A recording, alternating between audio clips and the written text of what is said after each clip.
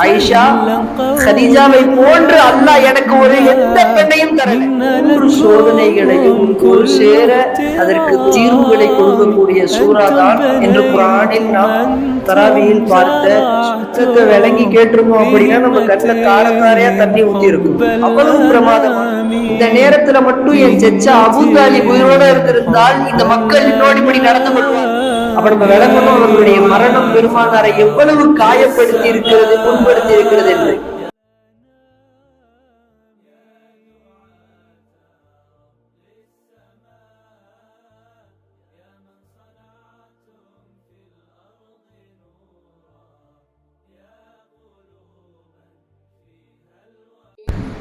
ஏழு வானங்களை கொண்ட பிரபஞ்சத்தையும், ஆறு அறிவினை கொண்ட மனிதர்களையும், 5 கடமைகளை கொண்ட மார்க்கத்தையும், 4 இமாம்கள் கொண்ட மதஹபுகளையும், 3 தடைகளை தாண்டிய சுவனத்தையும், ஈருலகத்தின் தலைவராக நாயகத்தையும், ஒரே இறைவனை வணங்குகின்ற பாக்கியத்தை வழங்கி அல்லாஹ் ஒருவனுக்கே புகழ் அனைத்தும் உரித்தாகட்டுமாக. ஆமீன். பெண்ணுடைய வாழ்க்கையில் 3 விதமான சோதனைகள் வரும்.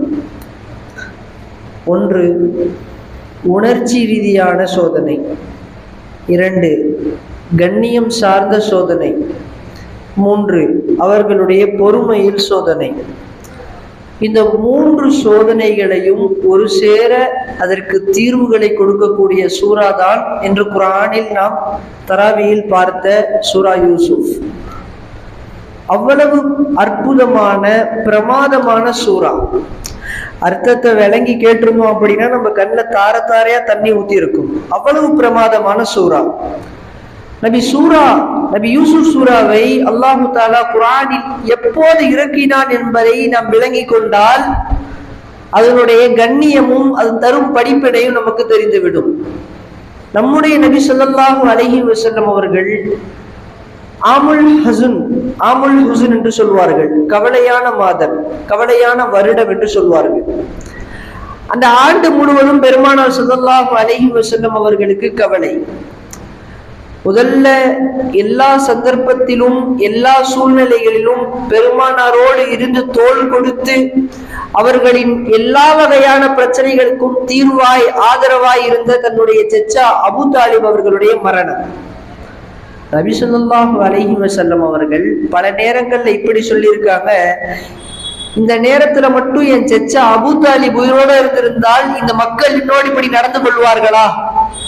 அப்ப நம்ம விளங்கணும் அவர்களுடைய மரணம் பெருமானாரை எவ்வளவு காயப்படுத்தி இருக்கிறது, புண்படுத்தி இருக்கிறது என்று. 2வது, தனக்கு எல்லாமுமாய் இருந்த அன்னை கதீஜா ரலியல்லாஹு அன்ஹா அவர்களுடைய மரணம். நபி ஸல்லல்லாஹு அலைஹி வஸல்லம் அவர்களுக்கு அவ்வளவு பிடித்தமான ஒரு பெண் அன்னை கதீஜா ரலியல்லாஹு அன்ஹா. ஆயிஷா அம்மா ஒரு கட்டத்துல இப்படி சொல்வாங்க, அல்லாஹ் உங்களுக்கு வேறு எந்த ஒரு பெண்களையும் தரலையா? ஏன் சும்மா அந்த அம்மாவையே, அந்த வயசான பெண்மணியை பத்தியே பேசிக்கிட்டு இருக்கீங்க? நபி ஸல்லல்லாஹு அலைஹி வஸல்லம் சொன்னாங்களா, ஆயிஷா கதீஜாவை போன்று அல்லாஹ் எனக்கு ஒரு எந்த பெண்ணையும் தரல. காரணம் என்ன தெரியுமா? மக்கள் எல்லோரும் என்னை எதிர்த்தார்கள். அந்த நிலையில் அன்னை கதீஜா ரலியல்லாஹு அன்ஹா அவர்கள் எனக்காக உடன் நின்றார்கள். செல்வத்தால் எனக்கு உதவி செய்தார்கள். அந்த அம்மையார் அன்னை கதீஜா ரலியல்லாஹு அன்ஹா அவர்களுடைய மரணம். ஒரு கணவன் வாயிலிருந்து ஒரு பெண்ணுக்கு கிடைக்கக்கூடிய இதைவிட மேலான சர்டிபிகேட் தேவையா? அந்த அம்மையாரனுடைய மரணம். 3வது, செல்கிறார்கள் தாயிஃபிற்கு. தாயிஃபினுடைய சம்பவம் என்னை விட உங்களுக்கு நன்றாக தெரியும். தாயிஃபில் சின்ன பிள்ளைகளை எல்லாம் விட்டு பெருமானாரை கற்களால் அடிக்கிறார்கள். பெருமானாருடைய உடல் முழுவதும் ரத்தம், கணுக்காலில் இருந்து வந்த ரத்தத்தை பெருமானார் ஸல்லல்லாஹு அலைஹி வஸல்லம் அவர்கள் மீண்டும் தன் உடலில் பூசிக்கொண்டு ஓடுகிறார்கள். அந்த நிகழ்வை நினைத்து பாருங்களேன், அந்த நிகழ்வை நினைத்து பாருங்களேன். எவ்வளவு மோசமான ஒரு சூழல்.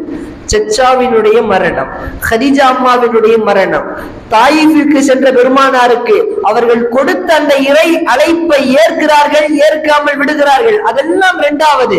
பெருமானாருடைய அந்தஸ்தில் கை வைக்கிறார்கள். பெருமானாருடைய உடலில் கற்களால் காயப்படுத்துகிறார்கள், உள்ளத்தை சொற்களால் காயப்படுத்துகிறார்கள். இப்படிப்பட்ட நிலையில் அல்லாஹு தஆலா இறக்குகிறான் அருமருந்தாக. அதுதான் சூரா யூசுப். கண்ணியமான தாய்மார்களே, எல்லாம் கொடுக்கப்பட்ட ஒரு மனிதர், நபிமார்களுடைய பரம்பரையிலிருந்து வருகிறார். நபி யூசுப் அலைஹிஸ்ஸலாம், அவருடைய தந்தை நபியுனா யாக்கூப் அலைஹிஸ்ஸலாம், அவருடைய தந்தை இஸ்ஹாக் அலைஹிஸ்ஸலாம், அவருடைய தந்தை இப்ராஹிம் அலைஹிஸ்ஸலாம். தன் குடும்ப தொடரில் தொடர்படியாய் இத்தனை நபிமார்களை தொட்டு பிறக்கிறார். எவ்வளவு கண்ணியமான ஒரு பரம்பரை பார்த்தீங்களா? 11 சகோதரர்கள் நபி யூசுப் அலைஹிஸ்ஸலாம் அவர்களுக்கு. அழகான குடும்பம். அந்த நிலையில் நபி ஸல்லல்லாஹு அலைஹி வஸல்லம் அவர்கள் இப்படி சொல்வார்கள், மிஅராஜிற்கு சென்ற போது நபீனா யூசுப் அலைஹிஸ்ஸலாம் அவர்கள், அல்லாஹு தஆலா இந்த உலகில் பாதி அழகை கொடுத்தான் நபி யூசுப் அலைஹிஸ்ஸலாம் அவர்களுக்கு, கண்ணியமான வாழ்க்கையை கொடுத்தான். அத்தனை பிள்ளைகள் இருந்தும் நபி யூசுப் அலைஹிஸ்ஸலாம் அவர்களை மட்டும் தந்தைக்கு தனி பிரியம். இவ்வளவு வசதிகள் கொடுக்கப்பட்ட யூசுப் ஒரு கட்டத்தில் எல்லாம் இழக்கிறார். ஆனால் இறைவன் மீது உண்டான நம்பிக்கை இருக்கிறது. உள்ளத்தில் அல்லாஹ் என்னை பாதுகாப்பான். கிணற்றில் போடுகிறார்கள், கிணற்றில் போடுகிறார்கள், விற்கப்படுகிறார்கள், எல்லோராலும் விரட்டப்படுகிறார்கள், தன் கற்பில் களங்கம் ஏற்படுத்தப்படுகிறது. அந்த நிலையிலேயும் அல்லாஹ் என்னை பாதுகாப்பான், அந்த தவற்றை விட எனக்கு சிறை மேலானது என்று அல்லாஹ்வை நம்பி நபி யூசுப் அலைஹிஸ்ஸலாம் அவர்கள் இருந்தார்கள். அதனால் அல்லாஹ் தஆலா நபி யூசுப் அலைஹிஸ்ஸலாம் அவருடைய வாழ்க்கையை கண்ணீரை கொண்டு துவங்கினாலும் கண்ணியத்தோடு முடித்து வைக்கிறார். அதே போல் நாமும் நபி யூசுப் அலைஹிஸ்ஸலாம் அவருடைய வாழ்வில் இருந்து நாம் எவ்வளவு கண்ணீர் நம்முடைய வாழ்வில் இருந்தாலும், எவ்வளவு துயரங்கள் உங்களை துரத்தி அடித்தாலும், உங்களுடைய குடும்பத்தில் உங்களை புரிந்து கொள்ளவில்லையா, கணவன் புரிந்து கொள்ளவில்லையா, பிள்ளைகள் புரிந்து கொள்ள மாட்டேங்கிறார்கள், வீட்டில் சண்டை, எல்லாம் ஒரே ஒரு தீர்வு யூசுப் நபியினுடைய சூரா. அதை அர்த்தம் விளங்கி நீங்கள் கேட்டால், அதனுடைய அர்த்தத்தை விளங்கி நீங்கள் ஓதினால் அதுதான் தீர்வு. கண்ணியத்தை அல்லாஹ் கொடுப்பான். கண்ணீரினால் துவங்கிய அல்லாஹ்விற்கு கண்ணியத்தை கொண்டு முடித்து வைக்க தெரியும்.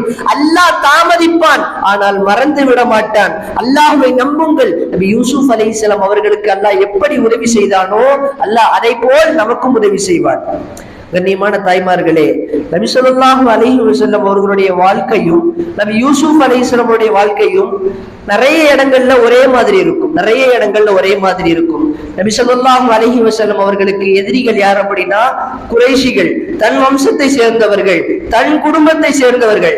இந்த இடத்துல யூசுப் அலைஹிஸ்ஸலாம் அவர்களுடைய சகோதரர்களால் அவர்கள் வீணாக்கப்படுகிறார்கள், கிணற்றில் போடப்படுகிறார்கள், தந்தையினுடைய இணக்கத்தை, பாசத்தை இழக்கிறார்கள். ஆனால் அவர்கள் அல்லாஹ்வின் மீது உண்டான நம்பிக்கை அவர்கள் இழக்கவில்லை. அடர்ந்த காட்டில் அந்த கிணற்றில் அல்லாஹு தஆலா பாதுகாத்தான். ஒரு பயணக்குழுவை வைத்து. கண்ணியமான தாய்மார்களே, அந்த யூசுப் அலைஹிஸ்ஸலாமுடைய வாழ்க்கையிலிருந்து நமக்கு அல்லாஹு தஆலா 4 வகையான படிப்பினைகளை தருகிறான். முதலாவது படிப்பினை, எந்த சோதனை வந்தாலும் அல்லாஹ் நம்மோடு இருக்கிறான். அல்லாஹ்வை நம்பி நீங்கள் பொறுமை காத்தால் அல்லாஹ் உங்களுக்கு உதவி செய்வான். கிணற்றில் போடப்பட்டார்கள், அல்லாஹ்வை நம்பினார் யூசுப் அலைஹிஸ்ஸலாம் அவர்கள். சந்தையில் விற்கப்பட்டார்கள், அல்லாஹ்வை நம்பினார்கள் யூசுப் அலைஹிஸ்ஸலாம் அவர்கள். தனி அறையில் ஒரு அழகிய பெண் தவற்றிற்கு அழைக்கிறார். ஹைதலக், என்னோடு வந்து சேர்ந்து கொள்.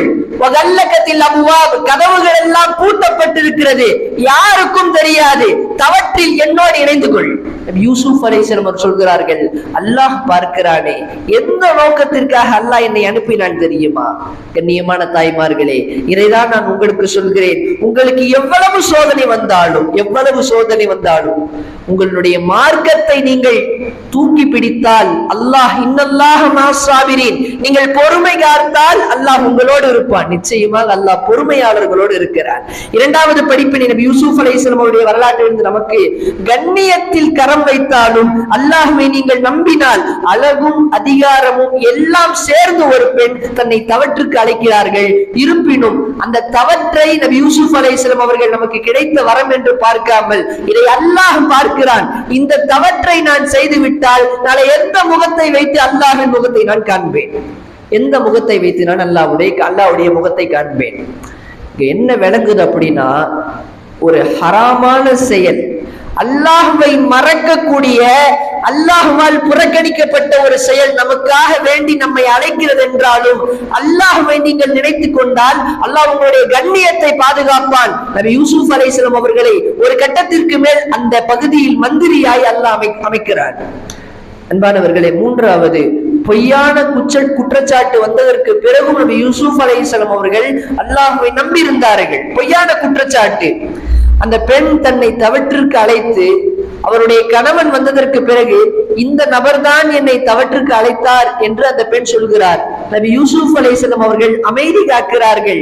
ஒரு பிள்ளையை பேச வைத்தான் அல்லாஹ், அதை போல் நாமும் உணர்ந்து கொள்ள வேண்டும். நம்மின் மீது ஒருவர்கள் குற்றச்சாட்டு வைக்கிறார்கள், நாம் செய்யாத ஒரு தவற்றை சொல்கிறார்கள், நம்முடைய கண்ணியத்தில் கரம் வைக்கிறார்கள். நீங்கள் அமைதியா இருங்கள், அல்லாஹ் உங்களுடைய கண்ணியத்தை பாதுகாப்பான், அல்லாஹ் உங்களுடைய அந்தஸ்தை உயர்த்துவான். எப்படி நபி யூசுப் அலைஹிஸ்ஸலாம் அவர்களை உயர்த்தினானோ அதே போல் அன்பானவர்களே, அதே போல் நம்முடைய நபி யூசுப் அலைஹிஸ்ஸலாமுடைய வரலாற்றிலிருந்து நமக்கு கிடைக்கக்கூடிய அடுத்த படிப்பினை, மன்னிக்கக்கூடிய குணத்தை நாம் வளர்த்து கொள்ள வேண்டும். நபி யூசுப் அலைஹிஸ்ஸலாம் அவர்கள் தன்னுடைய சகோதரர்களால் எந்த தந்தையினுடைய பிள்ளைகள் அவர்களோடு ஆசையாய் சொல்லி வந்தார்களோ அந்த சகோதரர்கள் தான் கிணற்றில் போட்டார்கள். அந்த சகோதரர்கள் தான் சட்டையை கொண்டுட்டு போய் வாப்பாட்ட என்ன சொன்னாங்க, இதை ஓனா சாப்பிட்டுருச்சு அப்படின்னு சொன்னாங்க. யூசுப் அலைஹிஸ்ஸலாம் அவர்கள் அவர்களையும் மன்னித்தார்கள். அல்லாஹு தஆலா எல்லா மக்களுக்கு முன்பாகவும் அல்லாஹு தஆலா அவருடைய வரலாற்றை, அவருடைய வாழ்வை பிரம்மாண்டமான கண்ணியத்தோடு அல்லாஹு தஆலா இன்றளவும் பேச வைக்கிறான் என்றால் அதுதான் காரணம். உமர் ரலியல்லாஹு அன்ஹு நபி யூசுப் சூரா ஃபஜர்ல ஓதுவாங்க. ஃபஜர்ல ஓதக்கூடிய உமர் ரலியல்லாஹு அன்ஹு அழுதுகிட்டே இருப்பாங்க. எப்ப அழுவாங்க அப்படின்னா, ஒரு கட்டத்துல இந்த ஆயத்து வரும், قال انما اشكو بثي وحزني الى الله واعلم من الله ما لا تعلمون. இந்த ஆயத்து வரும்போது உமர் ரலியல்லாஹு அன்ஹு அழுதுகிட்டே இருப்பாங்க. அழுது ஒரு கட்டத்துல மயக்கம் போட்டு கீழே விழுந்துருவாங்க. என்ன அர்த்தம்னா, என்னுடைய மன சஞ்சலத்தை, என்னுடைய கவலையை நான் அல்லாட்ட முறையிடுறேன். யாராவது புரிஞ்சுக்குவாங்களா? அல்லாஹ் ஒருத்தர் நமக்கு போதுமானவனாய் அமைவான். உங்களுடைய சிரமத்தை நீங்கள் அல்லாஹ்விடத்தில் முறையிடுங்கள். எப்படி நபி யூசுப் அலைஹிஸ்ஸலாம் அவர்களை அல்லாஹ் பாதுகாத்தானோ, அவர்களுக்கு கண்ணியம் கொடுத்தானோ, அவர்களுடைய வரலாற்றை கண்ணீரில் ஆரம்பித்து கண்ணியத்தில் முடித்து வைத்தானோ, அதே போல் அல்லாஹு தஆலா நம்முடைய வாழ்வையும் மாற்றுவான். அல்லாஹு தஆலா அந்த வாழ்வை வாழக்கூடிய பாக்கியத்தை நம் அனைவருக்கும் தந்தருள்வானாக. வஆகிரு தஅவானா அல்ஹம்துலில்லாஹி ரப்பில் ஆலமீன். அஸ்ஸலாமு அலைக்கும் வரஹ்மத்துல்லாஹி வபரகாத்துஹு.